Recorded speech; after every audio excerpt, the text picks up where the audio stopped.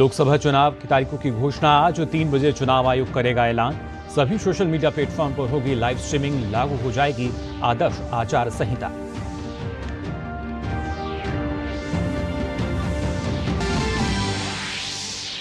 प्रधानमंत्री नरेंद्र मोदी ने तेलंगाना के नगर कुर्नूल में जनसभा को किया संबोधित। कहा, चुनाव की तारीखों के औपचारिक ऐलान से पहले ही देश की जनता ने कर दिया है नतीजों का ऐलान। अब की बार 400 पार।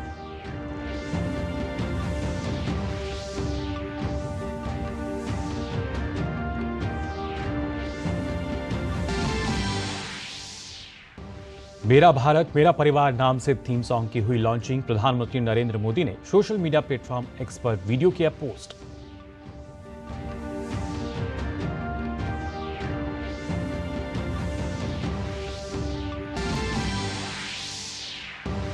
मुख्यमंत्री अरविंद केजरीवाल को रावसवेनी कोर्ट से मिली जमानत।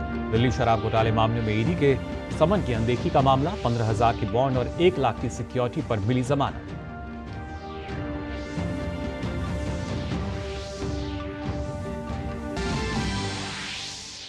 और खेल की खबरों में all England open badminton championship में आज लक्ष्य सेन खेलेंगे सेमीफाइनल मुकाबला। इंडोनेशिया के जोनाथन क्रिस्टी से होगा सामना।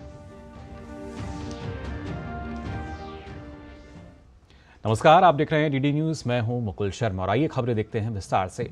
लोकसभा चुनाव की तारीखों की घोषणा से पूर्व प्रधानमंत्री नरेंद्र मोदी ने दक्षिण राज्यों में भाजपा के प्रचार को धार दी। उन्होंने तेलंगाना के नगर कुर्नूल में विजय संकल्प सभा को संबोधित किया, जहां उन्होंने बीआरएस और कांग्रेस पर जमकर निशाना साधा। प्रधानमंत्री ने कहा कि हमने देखा है कि कैसे तेलंगाना चक्की के 2 पार्टों में पिसता रहा है, एक पार्ट कांग्रेस का तो दूसरा बीआरएस का। दोनों ने मिलकर तेलंगाना के विकास के हर सपने को चकनाचूर कर दिया। इन 10 वर्षों में हमने ये भी देखा कि कैसे तेलंगाना चक्की के 2 पार्टों में पीसता रहा है। एक पार्ट कांग्रेस का और दूसरा पार्ट बीआरएस का। कांग्रेस और बीआरएस ने मिलकर तेलंगाना के विकास के हर सपने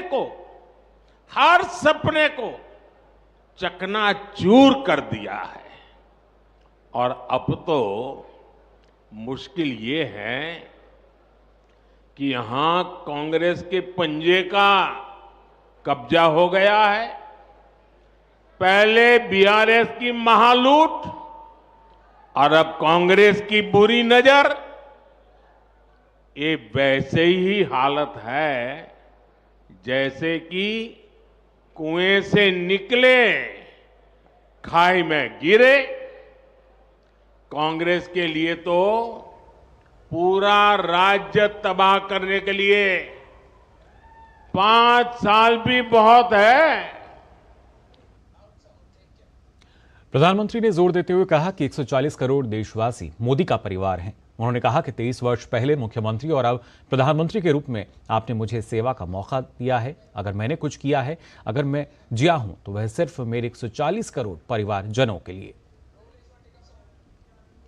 मोदी को आपसे वोट लेकर अपने परिवार के लोगों के लिए कुर्सी और अपने परिवार के लोगों के लिए बैंक बैलेंस की व्यवस्था नहीं करनी है। मोदी का तो परिवार 140 करोड़ देशवासी है। 23 साल से पहले मुख्यमंत्री के रूप में और अब प्रधानमंत्री के रूप में आपने मुझे सेवा का मौका दिया है। मैंने एक दिन भी मेरे लिए कभी उपयोग नहीं किया है। अगर मैंने कुछ किया है, अगर मैं जिया हूं, अगर मैं दिन रात काम करता रहा हूं, तो वो सिर्फ और सिर्फ मेरे 140 करोड़ परिवारजनों के लिए। आगामी लोकसभा चुनाव का आज औपचारिक रूप से शंखनाद हो जाएगा। चुनाव आयोग आज दोपहर 3 बजे चुनाव की तारीखों की घोषणा करेगा। इसके साथ ही देश भर में तत्काल प्रभाव से आदर्श आचार संहिता लागू हो जाएगी। आम चुनाव के साथ ही चुनाव आयोग आज कुछ राज्यों के विधानसभा चुनाव कार्यक्रम की घोषणा भी करेगा। चुनाव आयोग की यह प्रेस वार्ता ईसीआई की सोशल मीडिया प्लेटफॉर्म पर लाइव स्ट्रीम भी की जाएगी। साल 2019 में लोकसभा चुनाव कार्यक्रम की घोषणा 10 मार्च को की गई थी और चुनाव अप्रैल और मई में 7 चरणों में संपन्न हुए थे। दिल्ली के मुख्यमंत्री अरविंद केजरीवाल को राउज एवेन्यू कोर्ट से राहत मिली है। ईडी ने दिल्ली शराब घोटाले मामले में समन की अनदेखी के खिलाफ याचिका दायर की थी। अदालत में केजरीवाल के वकील ने कहा कि सीएम के खिलाफ जिन धाराओं का मामला दर्ज है वो जमानती हैं। केजरीवाल के वकील ने बॉन्ड भरवाकर जमानत की अर्जी दी, जिसे कोर्ट ने स्वीकार कर लिया। अदालत ने 15,000 के निजी मुचलके और 1 लाख की सिक्योरिटी पर केजरीवाल को जमानत दे दी, लेकिन इसके साथ मामला भी चलता रहेगा और ईडी की जांच भी चलती रहेगी। ईडी केजरीवाल को दोबारा से समन जारी कर पूछताछ के लिए बुला भी सकती है। और डीडी न्यूज संवाददाता नीरज सिंह इस मामले पर विस्तार से जानकारी दे रहे हैं। 10 बजे अरविंद केजरीवाल राउज एवेन्यू कोर्ट पर पहुंचे, क्योंकि अरविंद केजरीवाल को 16 मार्च को राउज एवेन्यू कोर्ट ने तलब किया था। लेकिन उससे पहले अरविंद केजरीवाल लगातार पेशी से बचने की तमाम दलीलें देते रहे। उनके वकील कोर्ट में तमाम दलीलें देते रहे, लेकिन कोर्ट ने उनकी दलीलों को अस्वीकार कर दिया। लिहाजा अरविंद केजरीवाल को 16 मार्च को राउज एवेन्यू कोर्ट में पेश होना पड़ा। अरविंद केजरीवाल के खिलाफ ईडी कोर्ट गई थी और ईडी ने यह कहा था कि अरविंद केजरीवाल ईडी के सम्मनों की अवहेलना कर रहे हैं, ईडी के सम्मनों पर पेश नहीं हो रहे हैं, लिहाजा कोर्ट की तरफ से कुछ दिशा निर्देश दिए जाने चाहिए। अरविंद केजरीवाल के वकील ने कोर्ट में जिरह करते हुए ये कहा था कि ईडी ने जो शिकायत की है वो जमानती है, लिहाजा अरविंद केजरीवाल को इस मामले में जमानत मिल जानी चाहिए। कोर्ट ने अरविंद केजरीवाल के वकील की दलीलों को स्वीकार करते हुए 15,000 के निजी मुचलके और 1 लाख की सिक्योरिटी पर अरविंद केजरीवाल को जमानत दे दी है। लेकिन इसका मतलब ये नहीं है कि अरविंद केजरीवाल के खिलाफ ईडी सम्मन इशू नहीं कर सकती है। अरविंद केजरीवाल के खिलाफ ईडी नए सम्मन इशू कर सकती है। इसके अलावा अरविंद केजरीवाल के खिलाफ कोर्ट में जो मामला चल रहा है वो मामला भी चलता रहेगा। उसमें किसी भी तरह की ढील कोर्ट ने अरविंद केजरीवाल को नहीं दी है। कोर्ट का स्पष्ट कहना है कि अरविंद केजरीवाल को ईडी के सम्मनों का जवाब भी देना चाहिए और इसके अलावा कोर्ट के अंदर जो कार्रवाई चल रही है वो कार्रवाई भी लगातार चलती रहेगी। अब आने वाले समय में ईडी अरविंद केजरीवाल के खिलाफ नए सम्मन इशू कर सकती है और उनसे पूछताछ कर सकती है। Neeraj Singh, DD news, Delhi. दिल्ली के मुख्यमंत्री अरविंद केजरीवाल को राउज एवेन्यू कोर्ट से जमानत मिलने के बाद भाजपा नेता मनोज तिवारी ने क्या कुछ कहा, आइए देखते हैं। अरविंद केजरीवाल जी को बेल मिली है। अब लोग सोच रहे हैं कि बेल मिली किस में। इनको बेल मिली है जो इन्होंने अभी तक ईडी के सम्मन्स की अवहेलना की और ईडी ने कंप्लेंट की। उस कंप्लेंट में जब ये कोर्ट गए तो उसके लिए इनको बेल मिली है कि चलो पीछे जो गलतियां किया है उसमें आपको अभी 15,000 के मुचलके पे 1 लाख की सिक्योरिटी पे अब ये जमानत पे इस समय हैं, लेकिन इनको कहा गया है जल्दी से ईडी के सम्मन्स का जवाब दीजिए, उपस्थित होइए, कानून का पालन करिए। और बुलेटिन में हम फिलहाल यहां रुक रहे हैं एक छोटे से ब्रेक के लिए। आप बने रहिए डीडी न्यूज पर। टेक स्टार्टअप सॉलिड था, प्लान था कड़क, करना था समथिंग ग्रेट, पर शुरू से प्रॉब्लम्स ने घेरा यूं कि बिजनेस हुआ अपना लम्बेट। बिजनेस गुरु की जरूरत थी खास, सीधे गए एसबीआई स्टार्टअप ब्रांच पे तो खुल गया success. Startup advisory and support SBI startup branch पे। धुएं चूल्हे से जिसने छुड़ाया नाता, जोड़ा है सेहत और सम्मान से, मैं उनका परिवार हूँ। झंझटों और तकलीफों से जिसने मुक्त किया, 10 करोड़ से अधिक बहनों को उज्जवल किया, मैं उनका परिवार हूँ। युद्ध में भी जो नहीं झुका, जब बढ़ी विश्व में 300% महंगाई तो बहनों की ढाल बन खड़ा रहा। मैं उनका परिवार हूँ। सालों में जिसने काया पलट दी देश की, 300 रुपए की सब्सिडी देकर मेरा बोझ संभालता है। मैं उनका परिवार हूँ। बस 503 रुपए में आया है आज मेरा उज्ज्वला सिलेंडर, क्योंकि हम मोदी का परिवार हैं। मेरा भारत, मेरा परिवार।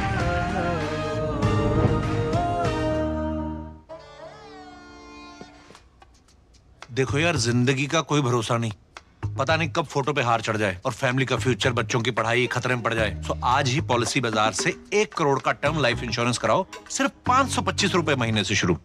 दीदी नौकरी लग गई। अरे वाह, बधाई हो। तो अब तो ढेर सारी शॉपिंग। हाँ दी, नया मोबाइल। अरे रुको शहजादे, सैलरी से पहले खर्चे। इंस्टेंट लोन भी तो मिलता है। पहले बजट बनाना सीखो, फिर खर्च करो। पर दी, देखो, कमाई का एक हिस्सा हमेशा बचाना चाहिए, लेकिन पार्टी देने से नहीं बचोगे तुम। हाँ दी, पार्टी मेरी, बजट तुम्हारा। अच्छा, आरबीआई कहता है, सही वित्तीय बर्ताव करे आपका बचाव। ब्रेक के बाद आप सभी का एक बार फिर स्वागत डीडी न्यूज पर। सेवानिवृत्त आईएएस अधिकारी नवनीत कुमार सहगल ने प्रसार भारती बोर्ड के चेयरमैन का पदभार ग्रहण कर लिया है। चयन समिति की सिफारिश पर राष्ट्रपति ने उनकी नियुक्ति को मंजूरी दी थी। सहगल की नियुक्ति 3 साल की अवधि या 70 वर्ष की आयु जो भी पहले हो तक के लिए की गई है।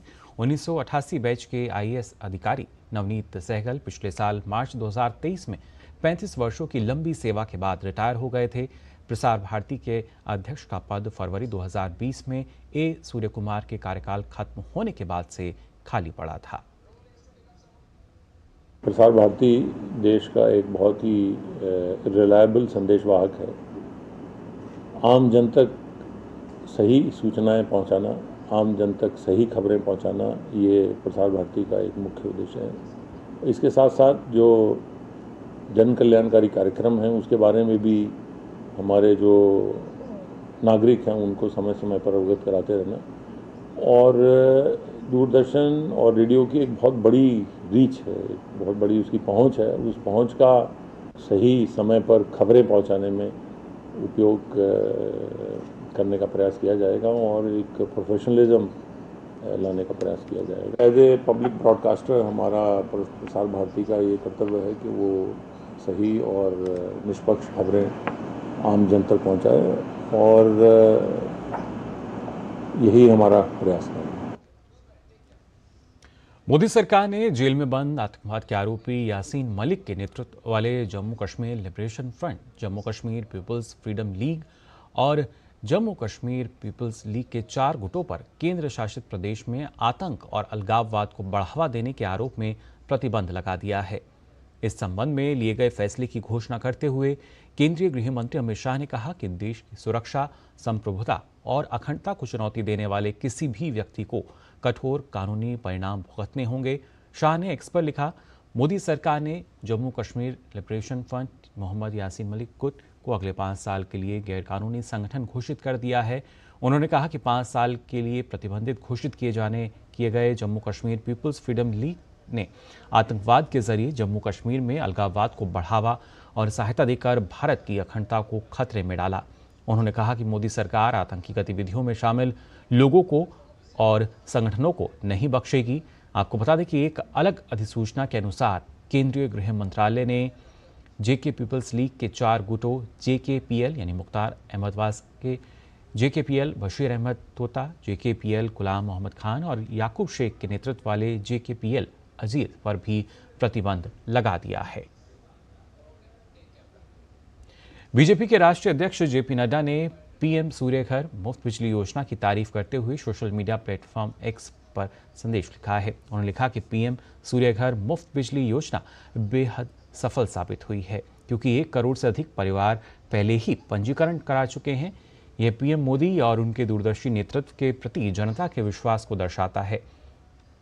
इस कार्यक्रम का उद्देश्य ऊर्जा पर्याप्तता और उत्पादन को बढ़ावा देना है, जिससे घरेलू बिजली के खर्च में पर्याप्त कटौती होगी और उसके साथ ही पर्यावरण को भी सकारात्मक लाभ होगा।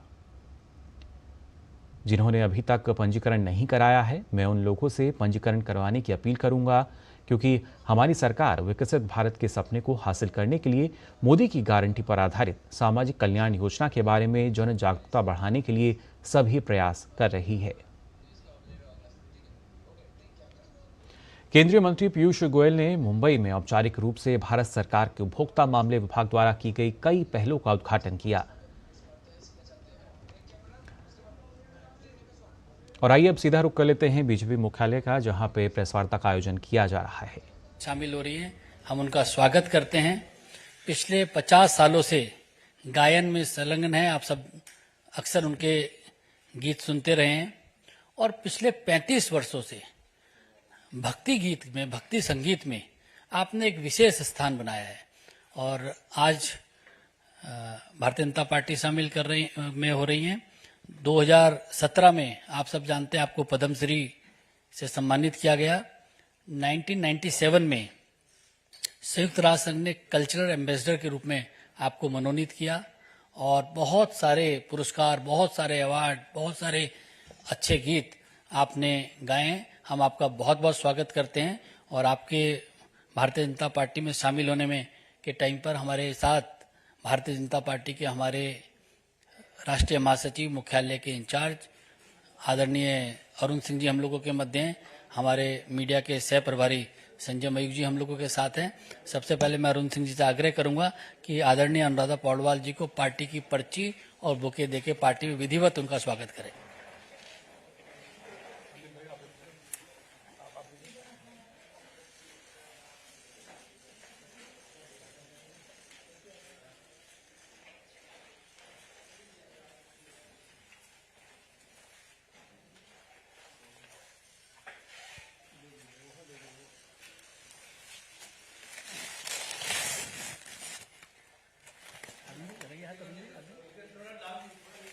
नीचे करें और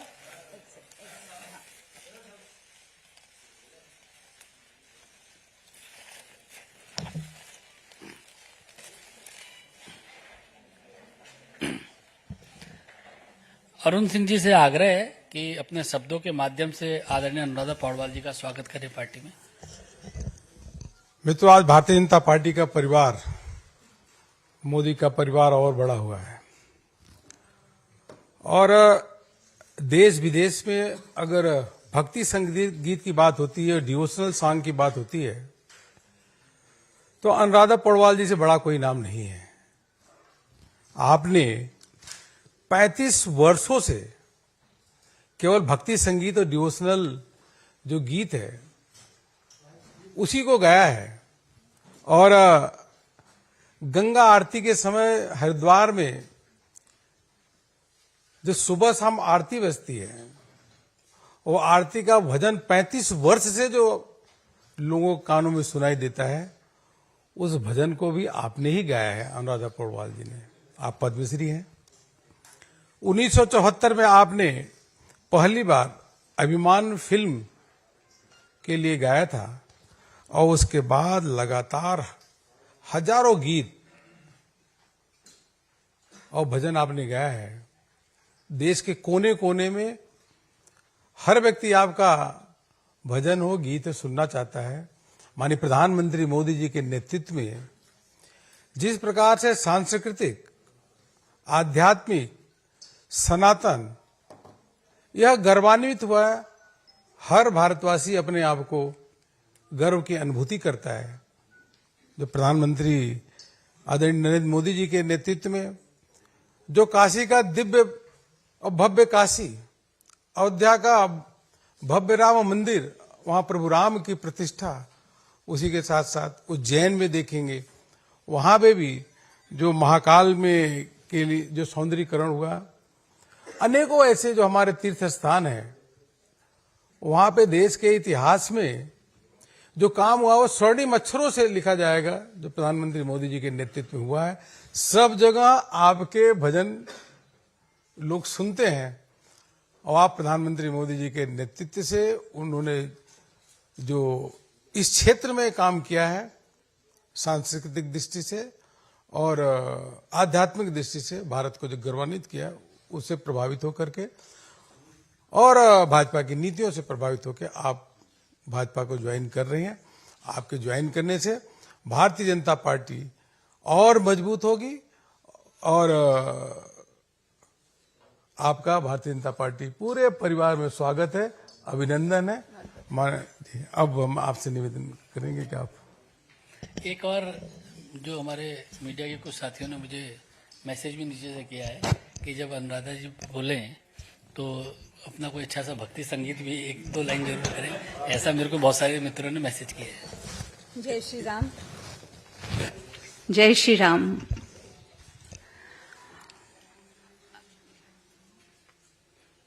मुझे बहुत ही विनम्रता पूर्वक खुशी भी मिल रही है कि मैं आज उन लोगों को ज्वाइन कर रही हूँ, उस गवर्नमेंट को ज्वाइन कर रही हूँ जिनका सनातन से इतना गहरा नाता है और जिसे मैं खुद 35 साल से मैंने फिल्म इंडस्ट्री को मतलब उसमें गाने के बाद फिर मैंने सिर्फ डिवोशनल मैंने गाया है, आप सभी लोग जानते हैं। और कई बार मेरे मन में ऐसे होता था कि जो मैंने किया सही किया नहीं किया, लेकिन अब जब मैंने देखा कि जिस वक्त जैसे भाई साहब ने कहा कि सुबह शाम 35 साल से गंगा जी की कृपा से वहाँ आरती चलती रहती है और एक मेरुमणि जिसे कह सकते हैं, वो जिस वक्त रामलला की स्थापना हुई उस वक्त मुझे वहाँ 5 मिनट गाने का मौका मिला, जो कि मेरा लाइफ लॉन्ग सपना था।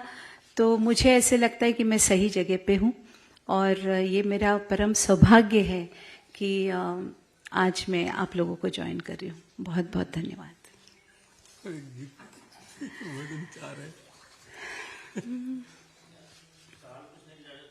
हाँ जी। सर्वमंगल मांगल्ये शिवे सर्वार्थ साधिके शरण्ये त्र्यंबके गौरी नारायणी नमोस्तुते। माँ अम्बा जी को प्रणाम करती हूँ और इसके साथ साथ नरेंद्र भाई को भी मेरे लाखों लाखों प्रणाम, जिन्होंने इसका नेतृत्व किया कि हम एक सही दिशा में कदम बढ़ाएं। बहुत बहुत धन्यवाद।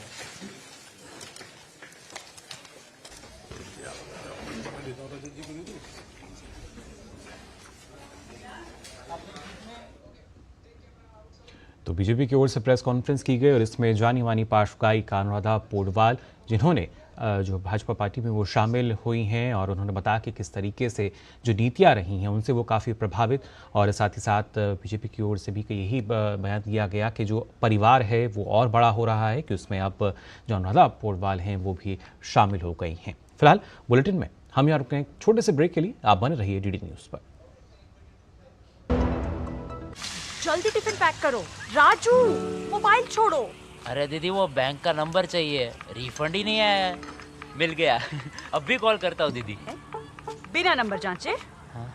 अक्सर जालसाज बैंक की नकली वेबसाइट और फर्जी नंबर से पैसों की धोखाधड़ी करते हैं। तो फिर सही नंबर? बैंक की ऑफिशियल वेबसाइट या तो कार्ड। आपने तो बचा लिया दीदी। काम से नहीं। आरबीआई कहता है सही वित्तीय बर्ताव करे आपका बचाव। देखो यार, जिंदगी का कोई भरोसा नहीं, पता नहीं कब फोटो पे हार चढ़ जाए और फैमिली का फ्यूचर, बच्चों की पढ़ाई खतरे में पड़ जाए। तो आज ही पॉलिसी बाजार से 1 करोड़ का टर्म लाइफ इंश्योरेंस कराओ, सिर्फ 525 रुपए महीने से शुरू।